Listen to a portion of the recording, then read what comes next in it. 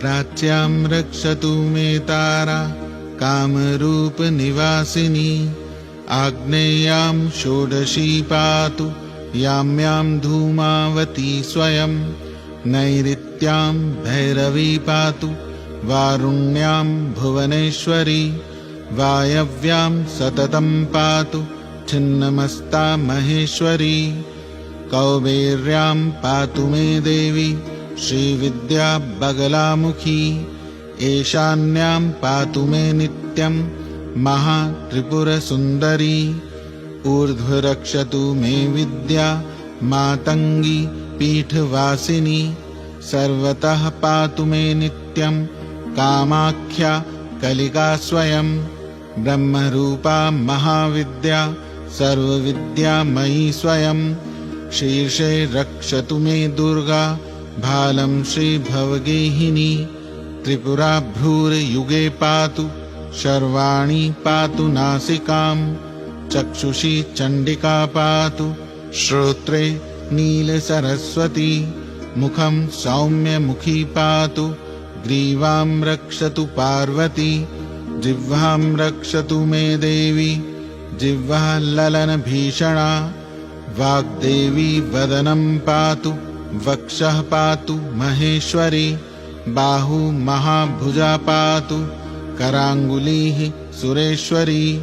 पृष्ठतः पातु भीमास्या कट्यां देवी दिगम्बरी। उदरं पातु मे नित्यं महाविद्या महोदरी। उग्रतारा महादेवी जङ्घोरु परिरक्षतु। गुदं मुष्कं च मेदं च नाभिं च सुरसुन्दरी। पादाङ्गुलिः सदा पातु भवानी त्रिदशेश्वरी। रक्तमासास्ति मज्जादीन् पातु देवी शवासना। महाभयेषु घोरेषु महाभयनिवारिणी। पातु देवी महामाया कामाख्या पीठवासिनी। भस्माचलगता दिव्य सिंहासनकृताश्रया।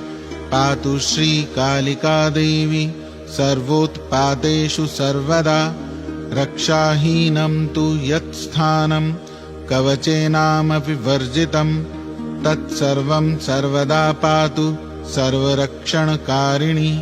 इदं तु परमं गुह्यं कवचं मुनिसत्तं। कामाख्या भयोक्तं ते सर्वरक्षाकरं परम्। अनेन कृत्वा रक्षां तु निर्भयः साधको भवेत्। न तं स्पृशेद भयं घोरं मन्त्रसिद्धिविरोधकं। जायते च मनः सिद्धिर्निर्विघ्नेन महामते। इदं यो धारयेत कण्ठे बाहौ वा कवचं महत्। अव्याहताज्ञः स भवेत् सर्वविद्याविशारदः। सर्वत्र लभते सौख्यं मङ्गलं तु दिने दिने। यः पठेत् प्रयतो भूत्वा कवचं चेदमद्भुतं। स देव्याः पदवीं याति सत्यं सत्यं न संशयः।